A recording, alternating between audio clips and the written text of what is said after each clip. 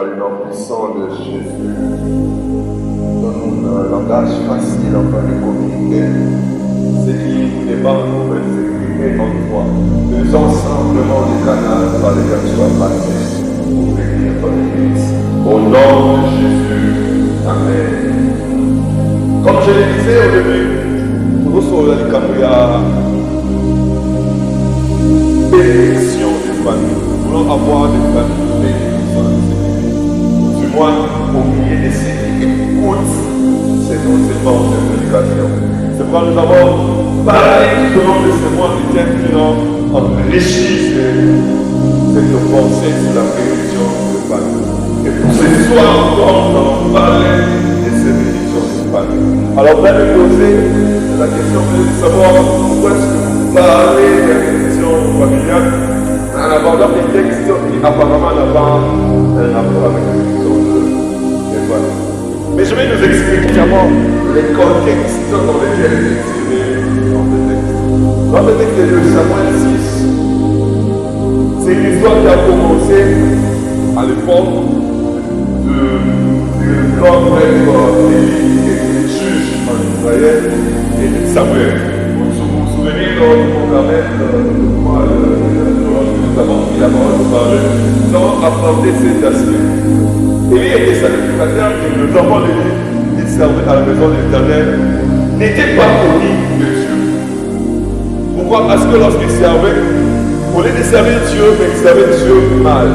Il servait selon eux, d'après leurs propres intentions, d'après la volonté, d'après la manière. Ceci ne plaisait pas à Dieu. Alors qu'est-ce que Dieu fait? Qu'est-ce que Dieu fait? Dieu fait en sorte que tout fait ce qu'il parle à Samuel, dit Samuel répond, et Dieu dit à Samuel ce qui va arriver. Qu'est-ce qui arrive? C'est que il y a un combat qui se déroule, les Philistins viennent, lorsque les Philistins viennent, autour arche, il y a alliance. C'est là que l'un des enfants d'Élie, voici un homme autre, lorsqu'il a couché, il a pris, après avoir que Élie est tombé, il est mort, son mari et le frère de son mari, qui étaient des sacrificateurs, sont morts, et en plus, l'arche de l'Éternel qui symbolisait la gloire de Dieu, la présence de Dieu, a été pris. Alors, Abou Timan il a appelé cet enfant du nom Zikabor, pour dire que la gloire de Dieu est bannie d'Israël. Les Philistins prennent l'arche de Dieu, Babylone place l'arche de Dieu dans la maison du Dagon. Et vous connaissez la petite histoire, Dagon c'était les dieux de Philistins, même après nous avons dit dans Dagon, la statue de Dagon est brûlée. Choses, pas malheur, on ne connaît pas la barbe, pas mauvais, la barbe, et toutes ces choses comme il va y avoir ça, l'arche de l'Éternel. Dans le ça, l'arche va tomber, ils ont connu le problème. Et lorsqu'ils ont connu le problème, ils ont abandonné l'arche. Et quand ils ont abandonné l'arche, l'arche a été gardée dans la maison d'Aminadab. Là où nous avons lu, et il y avait deux fils. Les fils d'Aminadab, c'était Akija et Uza. C'est là que Akijou, Aminadab avait deux fils, Uza et Akijou. Alors, la l'arche a développé dans cette région. Et un jour, après, il a dit, comment on l'appelle? Il y a profit, Samuel prend le règne, il devient roi, et Aki, et Isaïe. Saoul, il devient roi après que Samuel a dit qu'il juge, a dit qu'il pas Saoul, et Saoul a profité David qui devient roi. C'est là qu'il se passe notre texte. Lorsque David devient roi, il veut construire la maison de Dieu, il veut honorer l'arche de Dieu, l'arche qui devenait à Silo à l'époque de Samuel, à l'époque de Élie. L'arche devenait maintenant dans la maison qui a et chez Aminadab et ses deux enfants. Alors David dit, pas la choix là, puisque David avait bâti Jérusalem comme capitale, en bas au Vandal. Jérusalem n'était pas capitale avant, c'est la cité de David. Alors il dit, pas hache, qu'on ramène ça à Jérusalem là où David est. C'est là que commence le texte de Samuel 6. Pendant que l'on ramène l'arche de Dieu, c'était au milieu de choses, au milieu des cantiques de louanges, des acclamations. Va venir pour sur un char, et Uza qui était un lévite, ses fils aussi le lévite. Aminadab était lévite, ses fils Uza et Adija étaient aussi des lévites. Uza remarque que Arche,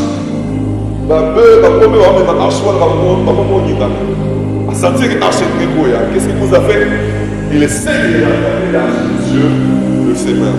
Et directement, l'arche de Dieu le frappe. Il meurt directement sur place. Alors ça met tout le monde avec tout le monde. Mais les gens vont se dire, mais même David lui-même a été attristé de voir qu'un lévite va même à l'arche de Dieu pour l'enterrer en Jérusalem pour honorer la présence de Dieu. Mais malheureusement, l'arche de Dieu, il y a des personnes qui ont aussi la race entre nous. Mais à coup sur place. Et ça laissait tout le monde perplexé. Est-ce que Dieu peut tuer une personne qui veut l'aider? Alors, on laisse la balance d'alliance, on le pose dans la maison d'un homme qu'on appelle Obédédom. Et dans la maison d'Obédédom, l'arche est restée là à peu près 3 mois.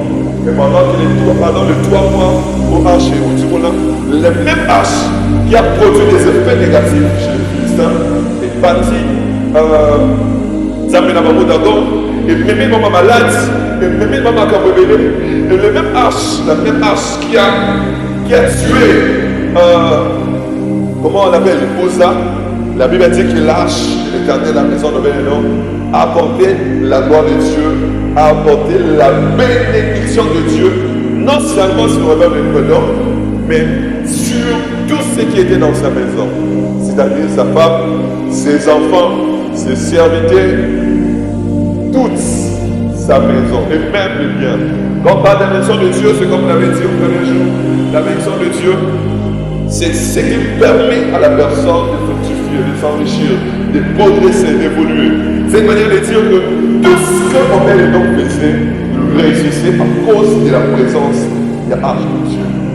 Alors, vous allez dire, mais encore est-ce que les familles sont concernées à l'intérieur? Oui, les familles sont concernées à l'intérieur parce que il y a là, premièrement, l'arche de Dieu qui symbolise la gloire de Dieu, qui symbolise la présence de Dieu, et il y a là la manifestation ou le symbolique de 2 personnes, de 2 familles. Il y a la maison de Bénédon, il y a la maison d'Aminadab, avec Uza et Adija.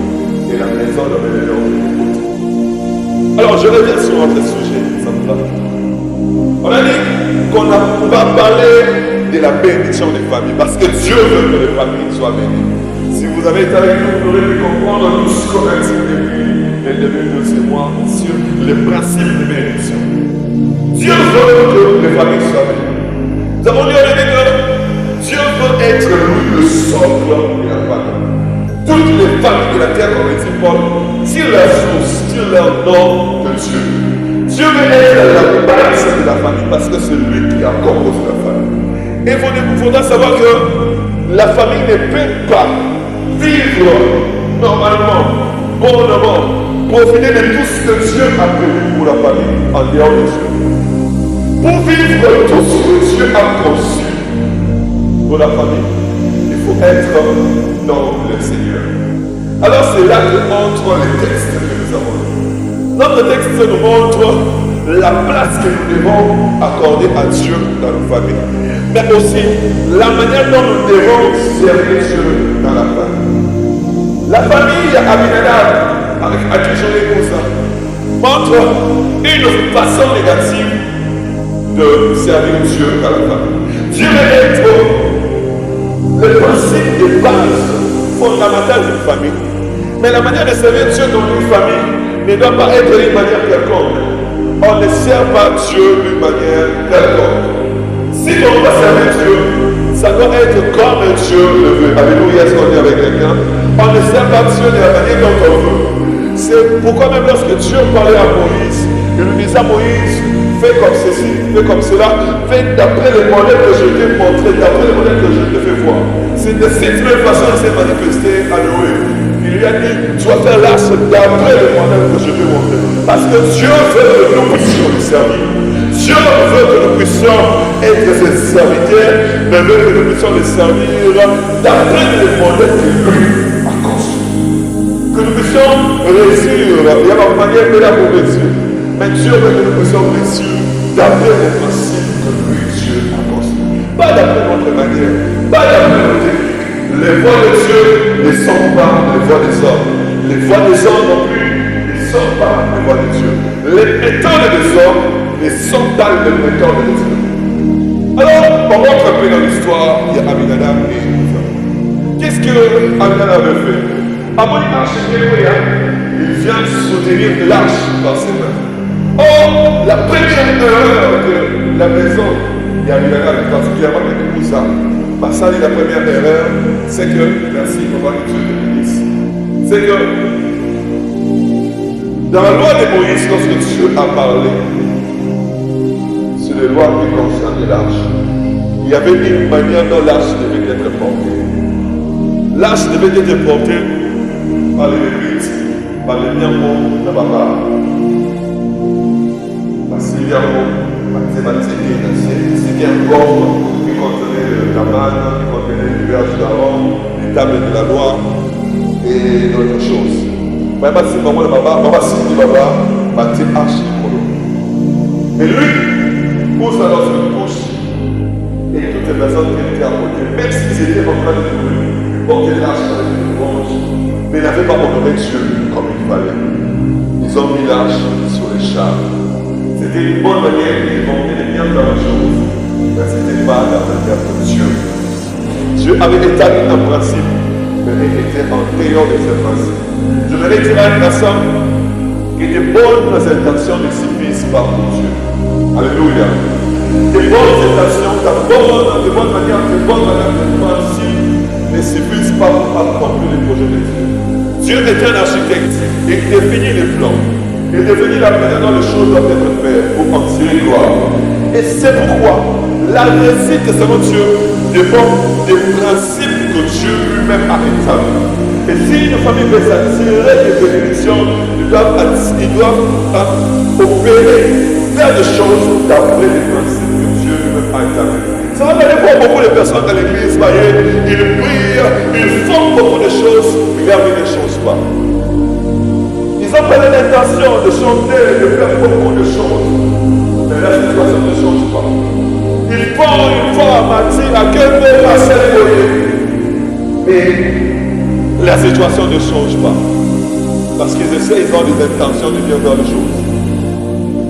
Mais ils ne font pas ça non plus. N'est-ce pas qu'il a dit, vous priez, mais vous ne recevez pas parce que vous priez mal.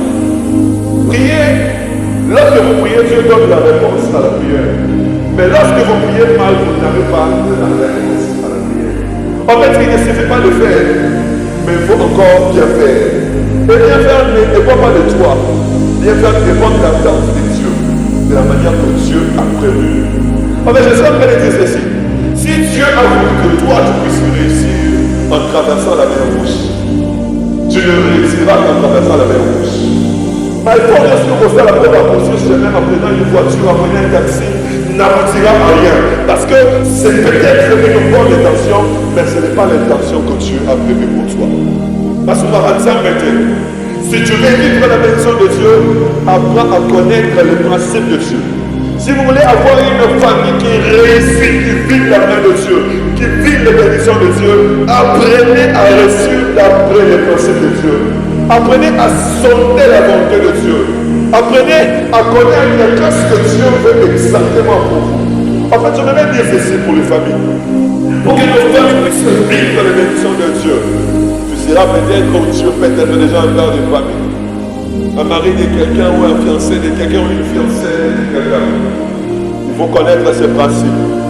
Tout ce que tu fais doit commencer par Dieu et finir par Dieu. Alléluia. Nous souvent nous faisons l'erreur de commencer par nous-mêmes et d'aller finir chez Dieu. Nous faisons l'erreur de commencer. Et tant que mon est si compliqué. Et ça, il y a La Bible dit dans Isaïe 30, malheur à vous qui faites des projets sans pourtant consulter Dieu. Oui, malheur à vous qui commencez, consultez pas Dieu. Qui vous a dit qu'il faut faire ça de cette façon? Qui vous a dit qu'il faut aller par ce chemin? Qui vous a dit qu'il faut initier ces projets? Ça va se là dans le fond, dans la vie, on va dire qu'on était comme nous, souci à moi aussi ce matin. Dieu t'attend à faire X chose, mais toi, tu t'envoies à faire Y chose. Je te dis que ça n'ira pas. Peu importe si les intentions sont bonnes. Le plus important, ce n'est pas d'avoir de bonnes intentions. Lorsque Dieu choisit Gédéon, Gédéon vient avec une armée forte, ça va te bénir. Mais Dieu lui dit non, le mot là-bas. À qui tu sois, qui dit ça? Et finalement, avec une armée de 300 personnes, qui n'étaient même pas des guerriers, Gédéon a pu combattre les Madians. Alléluia. Parce que Dieu ne voulait pas qu'il puisse aller avec une armée de grand nombre. Ce n'était pas ce que Dieu voulait. C'était raisonnable de combattre une armée avec beaucoup de guerriers. Vous êtes besoin de bénir, combattre les agriculteurs. Mais ce n'est pas ça la méthode de Dieu. Alléluia. La méthode de Dieu, parfois c'est absurde. Alors que Dieu se cache dans une pierre qui tient la main de David pour tomber un géant Goliath. Alléluia. Soyons une famille, soyons une famille ou des gens qui se focalisent sur Dieu, qui cherchent à sonder et à connaître la volonté de Dieu. Avant de formuler dans un projet de mariage, de consulter d'abord Dieu. De commencer par Dieu et de finir par Dieu. Avant même de faire le choix d'un conjoint, avant même de faire le projet d'un mariage, avant même de faire le projet d'un travail, avant même de faire le projet des affaires, le projet d'investissement, je vais investir dans ceci ou dans cela. Commencez d'abord par consulter Dieu, de connaître la volonté de Dieu. Qu'est-ce que Dieu veut? Même pour ton ministère, tu veux lancer quelque chose. Pour ton église, tu veux commencer quelque chose. Connais d'abord la volonté de Dieu. Dieu. Qu'est-ce que toi tu veux? La deuxième chose, la deuxième erreur de Uza, c'est que non seulement il n'a pas respecté les principes de Dieu, il avait l'intention de bien faire, mais son geste a semblé montrer une déconsidération. En fait, à Okumba, à mon âge de Gégoya, mais en tant que à Sibaba, ce que ça nous apprécié,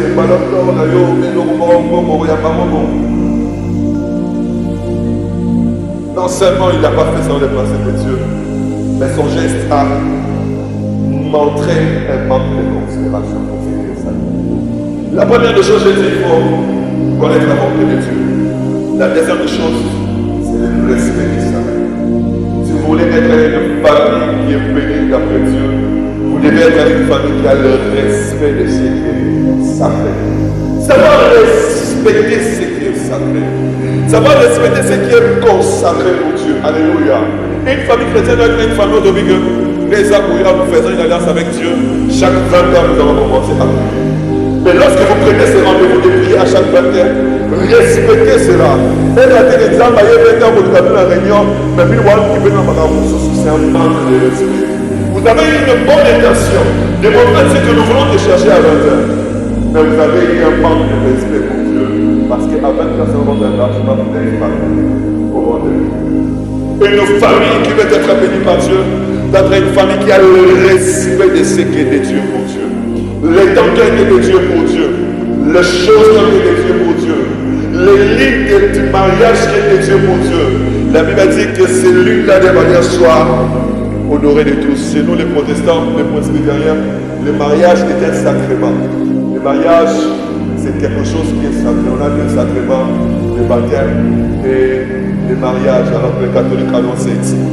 Et nous considérons le mariage comme quelque chose de sacré. Le mariage entre nous. Vous êtes un couple. Vous devez savoir honorer ce mariage-là. Parce qu'il y a Dieu à l'intérieur. Vous devez savoir honorer la famille. Parce qu'il y a Dieu à l'intérieur. En fait, tout ce qui a l'empreinte de Dieu au milieu d'une famille doit être honoré par Dieu. Doit être honoré par vous. Doit avoir votre considération. Vous devez pas considérer mettre un mariage comme le moment inutile, pourquoi tout ça, mais pas les mêmes millions de molécules. Même votre corps, votre corps est le temple de Dieu et que vous ne vous appartenez pas à vous-même. Vous n'avez pas le droit de faire de ce corps qui est le temple de Dieu la maison de construction. Donc, il y a pas de droit là. Ton corps, c'est la maison de Dieu. Dieu habite à l'intérieur. Alors, je veux faire, tu viens pour d'autres amours, c'est le plus moi qui vit, c'est le Christ qui vit en moi. Donc, le Christ qui vit en toi, c'est un Christ qui entre dans les organes pour vous coucher avec les femmes qui sont pas des femmes. Le Christ qui vit en toi, donc tu oses amener le sacré qui est en toi, le Christ qui habite en toi. Tu oses l'amener dans la profanation. Dieu n'est pas pour ces choses. Savoir honorer ce qui est consacré à Dieu. Savoir donner de la valeur, de la considération à ce qui est consacré à Dieu. Dieu nous a mis ce soir à savoir honorer ce qui est prévu pour Dieu. C'est que nous avons des dieux pour Dieu. Il s'est passé une autre chose dans la Bible. L'histoire dans le livre de l'homme. Il y a la maison d'Aaron. La maison d'Aaron, le temps de m'enculer pour chercher les textes. La maison d'Aaron, le sacrificateur, un jour, il voulait offrir un sacrifice à Dieu. Pendant qu'il voulait offrir un sacrifice à Dieu, les fils d'Aaron, qu'est-ce que les fils d'Aaron font? Ils amènent un feu étranger. Alléluia. Au feu qui est Israël. En fait, le fait qu'il devait servir, c'était le fait qui était dans le temple, animé là-bas dans le temple de Dieu. Mais ils ont pris un feu qui était en dehors et ont amené ici là. Et pendant qu'ils ont amené ouvertement le feu, qu'est-ce que Dieu a fait? Dieu a frappé ses fils. Mais marquez avec moi une chose, c'est que Ouza, que nous avons dit premièrement, était un lévite, c'est-à-dire un descendant d'Aaron, des Lévites, un descendant des Lévites. C'était des personnes qui étaient habilitées à servir dans le temple. Le fils d'Aaron était aussi des Lévites. Et étaient des gens habilités à servir dans la maison de Dieu. Mais ils n'ont pas eu la considération de ce qui était sacré. Et puis encore, le fils d'Aaron amène quelque chose dehors qui n'était pas de la maison de Dieu pour l'utiliser dans ce qui est sacré. Et qu'est-ce qu'ils ont fait? Dieu les a frappés directement. Dieu n'avait pas créé le fait que c'était des Lévites et les a frappés. Qu'est-ce que je veux dire par là? Lorsqu'on est dans une famille qui est chrétienne, dans une famille qui est une famille de Dieu, ils vont fournir l'effort d'honorer Dieu comme je l'ai dit. Mais de ne pas apporter des choses étrangères et l'associer à ce qui est sacré. Alléluia. Qu'est-ce que je vais dire par là de manière concrète? Lorsqu'on est dans une famille chrétienne, on ne doit pas apporter des choses du monde et la vie de la famille.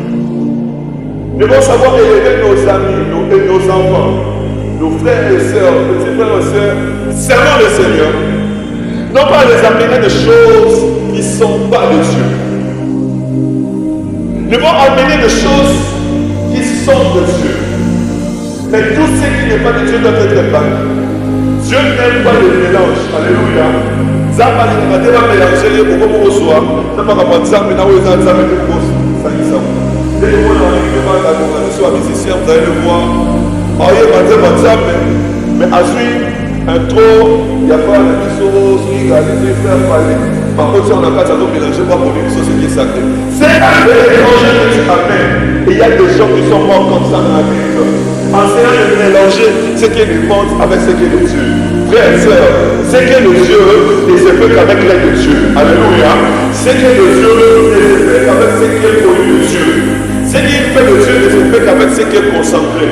On n'amène pas de choses qui sont non consacrées pour l'utiliser dans les sacrés. Alléluia.